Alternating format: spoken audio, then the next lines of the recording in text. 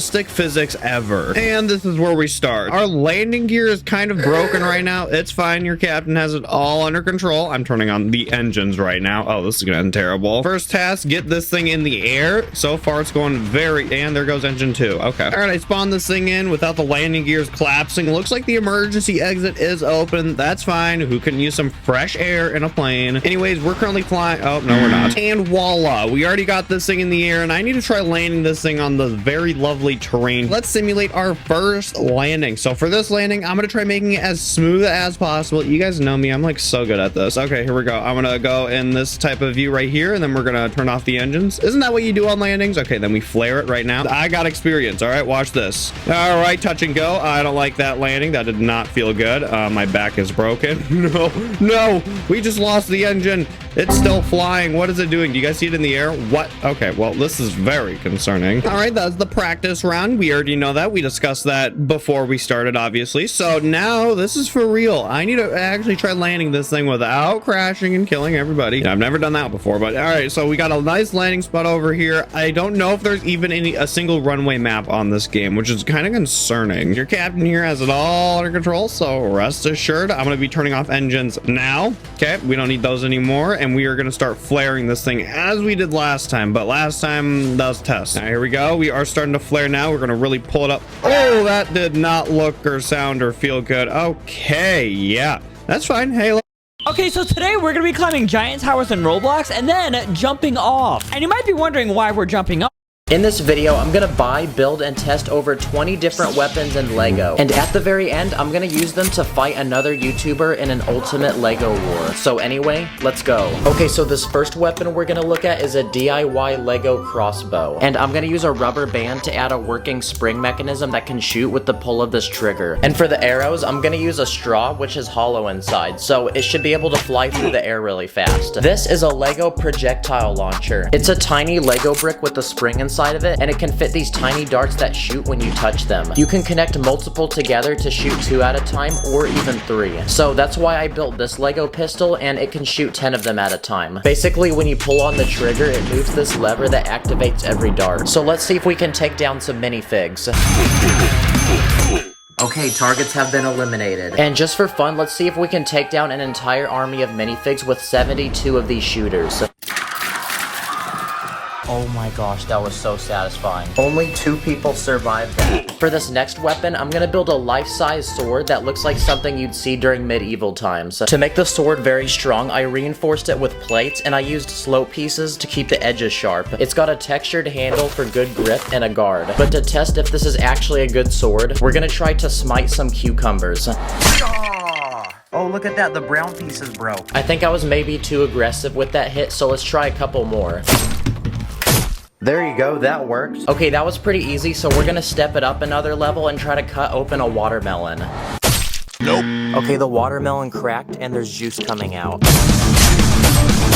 Okay, it took 5 hits for it to split in half. The next LEGO weapon we're gonna build is a butterfly knife. It's basically a knife with 2 handles instead of 1. So because of that, you can do a lot of really cool tricks with them. And there's some people out there who are extremely good at these. And aside from being a weapon, this thing's also kind of like a fidget toy. It's really satisfying. Okay, for these next few weapons, they're actual LEGO sets that you can buy on their website. So I ordered some in the mail. The first one is this life-sized replica of Captain America's shield, which costed $200. And it's made from over 3,000 pieces. Let's go. I'm starting to feel the spirit of America right now. Also, this has got to be the most satisfying building technique I've ever seen in a LEGO set. Okay, this set is intended to be a display item, so there's no handle on the back to actually grab it with. So I ended up adding my own. And now that I can grab it, we're gonna put it to the test and see if it actually functions like a real shield. So we're gonna see how it can hold up to some water balloons.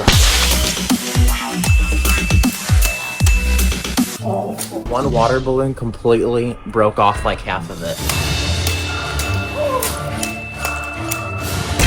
Bruh. Well, it's gone now. Look at all that damage. The second LEGO set I bought is another superhero weapon, but this time it's a life-size replica of Thor's hammer. It costed $100 and has almost 1,000 pieces, but legends say in order to pick it up, you have to be worthy. But we're gonna put it to the test and see how powerful it is. So let's start by smashing some nuts. Okay, that honestly was no problem, so let's step it up a notch and see if we can destroy a soda can. Shoot, it literally destroyed the hammer. Ooh, there's actually Coke coming out of the can. See that? Oh. Okay, that one actually works, but now there's Coke all over the hammer. Okay, now the ultimate test. What's stronger, Captain America's shield or Thor's hammer? Okay, the shield took a lot more damage than the hammer, so I'd say the hammer won that. Now take a trip with me to the continent of Asia, because this next weapon comes from the country of Japan, and they're ninja stars. Basically, it's a very deadly looking snowflake. So I set up some balloons in my house, and let's see if we can pop them. Here we go. Woo! Let's go! Okay, last one. Oh crap, I put a dent in my wall. They should do this at birthday parties. Another Asian weapon are nunchucks. To make this, I'm gonna build 2 long handles and connect it together with this Lego chain. And this actually feels and looks like a real nunchuck. Great, now I gotta fix it. There's a lot of different tricks we can do, like up and down, behind the back, and other crazy combos. Cobra Kai now.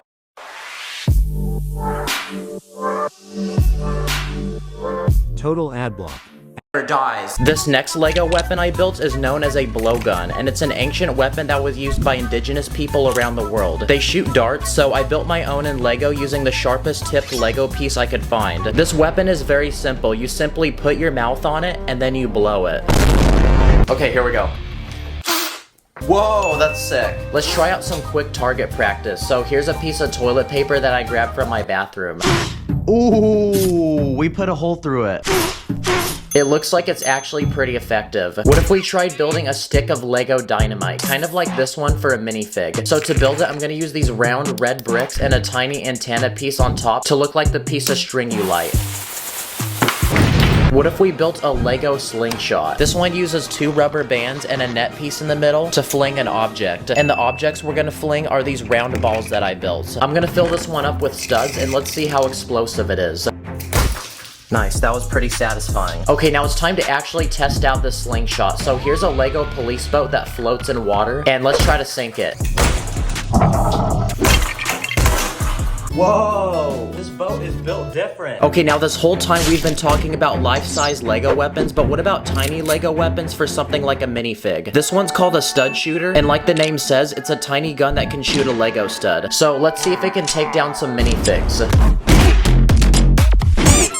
Yes, it can. There's also this, and it's a Lego cannon that you can load with a tiny round brick, and if you pull this thing in the back and release it, it shoots the brick out. And if we want to build our own custom minifig-sized weapon, we can make this. It's a tiny catapult with a bucket that we can load with pieces. So let's see how many hits it takes to bring this castle to the ground.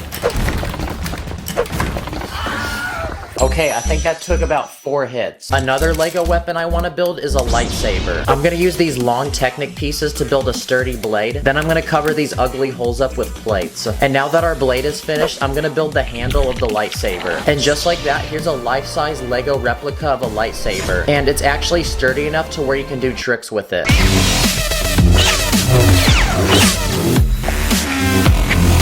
What about a wand, like in Harry Potter? That's a weapon, right? So I quickly speed built one in Lego, and this is what I came up with. Oh, heck no, bro. This wand's looking goofy. Yeah, no, not that one. I'm gonna use these Lego bricks with studs on each side to build an even better wand. Sheesh, I feel like Harry Potter right now. But I wonder if we can cast a spell. Expelliarmus! Crap. I think I used the wrong spell. This next Lego weapon actually goes on your wrist, and it actually has those tiny shooters that we used earlier. Basically, with your fingers, you can pull on this lever to activate them. Dang, this feels like something that Spider-Man would have. What if we built a Lego flamethrower that actually shoots fire? So I discovered that if you light a candle and spray air freshener on it, it turns into a giant cloud of fire. So using that science, I'm gonna build my very own Lego flamethrower where the aerosol can will sit inside of this container, and I have this long piece going over the top of it. That way I can push it down with my thumb. And finally, at the very tip, there's a space to put a candle. And to make this look like a flamethrower, I added some flames on the side. So now it's time to take it outside and see if this thing actually works. Okay, ready? Oh! Oh my gosh, that's fire. No pun intended. Well, that's how you make a DIY Lego flamethrower. Please do not do this at home, by the way, okay? And I'm curious if this will catch a minifig on fire. Okay, that didn't really do anything. Okay, I want to quickly go online and see if I can find some cool knockoff Lego weapons. The first thing I found was a Lego bazooka that shoots rockets. This actually looks sick.